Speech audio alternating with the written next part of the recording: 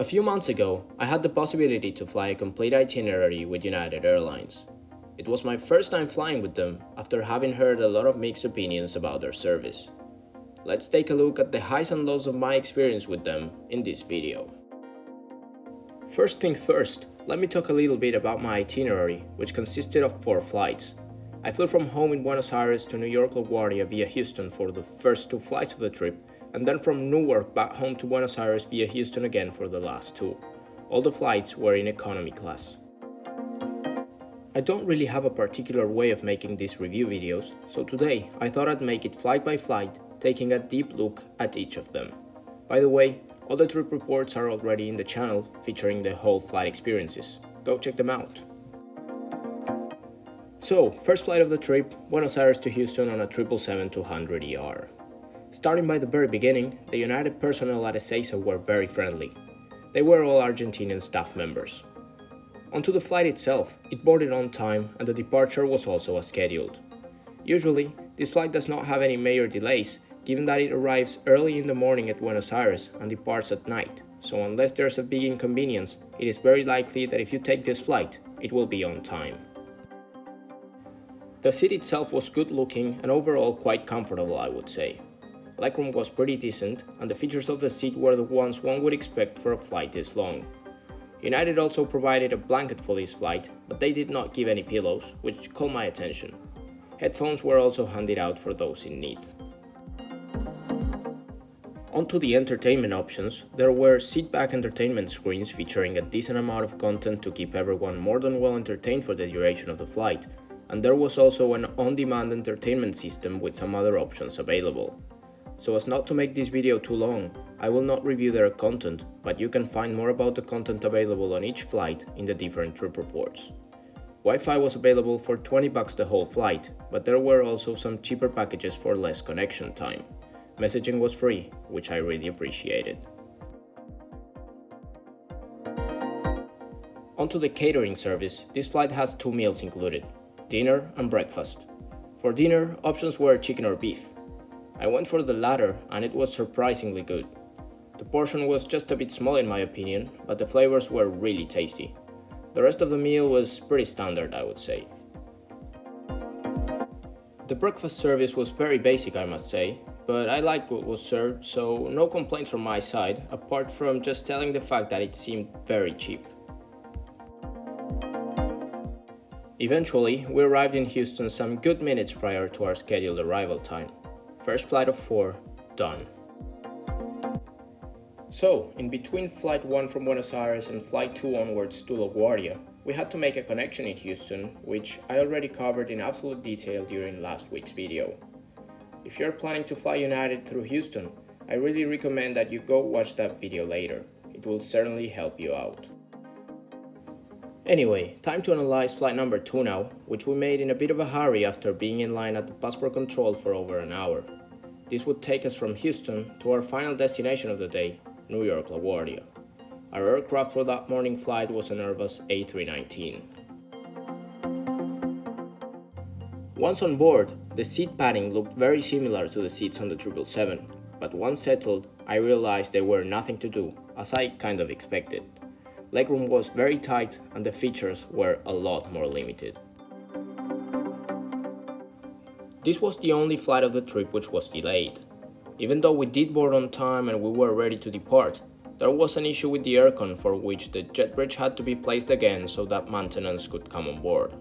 All this cost us 45 minutes of delay, which, to be fair, is not that much either. In spite of the delay, I have to say that the captain and crew kept us passengers well informed at all times. Eventually, it was time to depart and we had a roughly 3-hour flight to New York. There were on-demand entertainment options available and Wi-Fi for an extra cost. Messaging was free again. The onboard service was the classic one you'd find on any American carrier's domestic flight, with a drink and a little snack. The snack this time was a stroopwafel, which I finally had the chance to try for the first time, and I really liked it. The rest of the flight was just uneventful, and we made it to LaGuardia with just a few minutes of delay.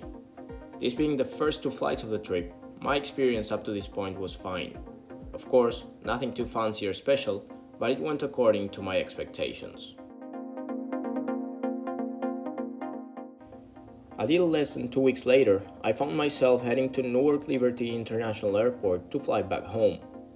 The ground experience at Newark was excellent. It wasn't too clear at what terminal we had to check in, but we entered Terminal C and an agent helped us out printing all our boarding passes and bag tags, as well as dropping the bags off. Both in Newark and in Ezeiza, my experience with United ground employees was really good. It was, both times, off to a good start. We went to the gate just for boarding, which was a bit messy, but most importantly, on time. Newark was one of the most affected airports during summer, so I was very happy when I saw we were pushing back on time. Despite a short delay in the taxiways, we took off and made our way to Houston as scheduled. This 737-900 aircraft had in-flight entertainment screens, which really caught my attention. In spite of being quite dated, they did have some interesting content on live TV. Apart from that, there was also the on-demand in-flight entertainment system, but for me, I'd rather take the great views out of the window on this daytime flight. Wi-Fi was available again for an extra cost, and messaging was free for everyone. The in-flight service was similar to the one on my other domestic flight with United, but this time, the snack options were different. We could choose between pretzels or a Biscoff biscuit, and I was even offered both. After this service, a few minutes before starting our descent into Houston, the crew carried out another service with the same snack options and glasses of water. The crew on this flight were very friendly and very eager to work. Definitely deserved being highlighted. Eventually, we arrived in Houston on time, and that was the third flight of 4 done. Upon our arrival, we had a 5-hour layover covered in last week's video as well, until it was time to board our next and last flight of this trip with United. The last leg of this trip would bring us back home to Buenos Aires from Houston George Bush Intercontinental Airport. Again, this 10-hour flight would be operated by a 777-200ER aircraft. Boarding was on time, but there was a slight delay on our departure due to some connecting passengers arriving last minute. It was just a few minutes though, and soon after, we were on our way. The seat and the in-flight entertainment options were the exact same as on the first flight of the trip.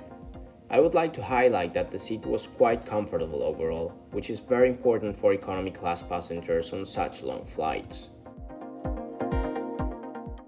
What was slightly different from the first flight were the onboard meals. Dinner service options were chicken with quinoa or pasta with vegetables. I went for the chicken, which was very spicy for my taste and also not tasty at all. Definitely not a good meal, with its highlight being the Häagen-Dazs ice cream for dessert. Breakfast was again extremely basic, and this time not quite to my liking, which frustrated me a bit. It seemed like a massive cost cut. Anyway, we made it back to Ezeiza on time, and that was the end of our trip with United Airlines. Overall, it was a pleasant experience with them. They managed to keep their on-time record pretty consistent in my experience, which was very important given that we had 2 connections throughout the trip. The in-flight experiences were pretty much as expected, with the long-haul cabin on the 777 being the most impressive thing in my opinion. I really liked it, and it felt very comfortable as well. Finally, I'd like to mention all of their ground staff and crews, which all throughout the trip were always very kind and helpful. Overall, I was quite happy with the experiences with them and wouldn't mind flying them again in the future. This being it for today, I hope you find this video useful. If you're flying United in the times to come, you now know more or less what to expect. If you've made it to this point, thank you very much for watching until the end. Remember to subscribe if you don't want to miss future uploads, and I'll catch you next week for a whole new video. On to the next one.